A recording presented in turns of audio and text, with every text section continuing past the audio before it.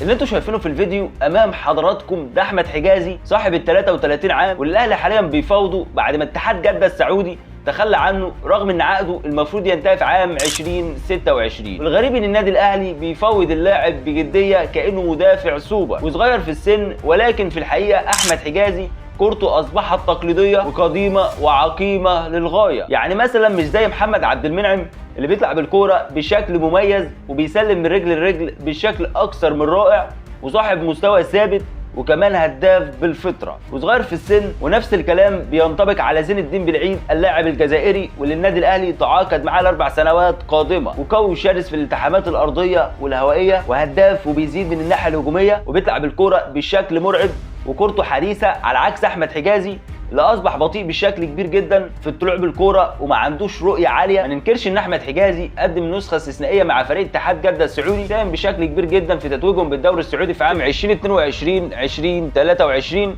بالاضافه للسوبر السعودي بالفعل. مش ده احمد حجازي نسخه النادي الاهلي، مش ده احمد حجازي نسخه نادي الاسماعيلي ولا فيورنتينا وبروجيا الايطالي ولا ويست بروميتش الانجليزي. مدافع بطيء جدا بالاضافه ان جمهور النادي الاهلي رفضه لانه شايف ان هو لا يصلح انه يرتدي قميص النادي الاهلي، خصوصا انه تخلى عن النادي الاهلي في فتره النادي الاهلي كان في اشد الحاجه لخدماته. ولكن ده ما يمنعش ان احمد حجازي يعتبر مدافع من المدافعين اللي بيمتلكوا خبرات كبيره جدا، بغض النظر عن ان كورته اصبحت قديمه وتقليديه، ولكن يظل احمد حجازي بخبراته الغزيره اللي اكتسبها في ملاعب كره القدم سواء مع النادي الاهلي او في الدوريات الكبرى. بنتكلم في الدوري الايطالي وكذلك الدوري الانجليزي، ولكن سرعان ما تراجع مستواه في اخر فتره. السبب الرئيسي في ذلك هو اصابته بالصليبي مع فريق اتحاد جده السعودي في الموسم الماضي، هي السبب الرئيسي في تدميره بالفعل، بالاضافه لوجود عمالقه بحجم ياسر ابراهيم وكذلك محمود متولي ورامي ربيعه وزين الدين بالعيد ومحمد عبد المنعم، وكذلك اللاعب اللي بيمتلك الجنسيتين المصريه والقطريه يوسف ايمن. واكبر دليل على كلامي ان العميد حسام حسن استبعده من جميع القوائم الماضيه،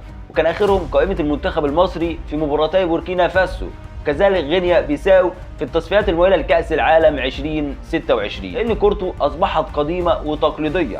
وفي الافضل منه حاليا في النادي الاهلي بالاضافه للصفقتين اللي من عيار الثقيل، بالاضافه لتخلي فريق اتحاد جده السعودي عنه بسبب تراجع مستواه بشكل كبير جدا. عشان كده اتمنى ان النادي الاهلي يتراجع عن اتمام الصفقه. في نهايه المطاف ما تنساش تقول لي رايك كمشجع للنادي الاهلي في فكره التعاقد مع احمد حجازي في ظل ان عمره بيتخطى ال 33 عام، في ظل تراجع مستواه، في ظل وجود سداسي في مركز الدفاع من العيار الثقيل. الاهلي يصنع التاريخ، يكتب الحدوته، فريق يعني الان يتجاوز انه يكون فريق كبير. تقول على فرق كبيره، لا هذا فريق اسطوري بالفعل، هو من خانه الفرق الاسطوريه، ينقاده بامجاده بانجازاته بامتيازاته.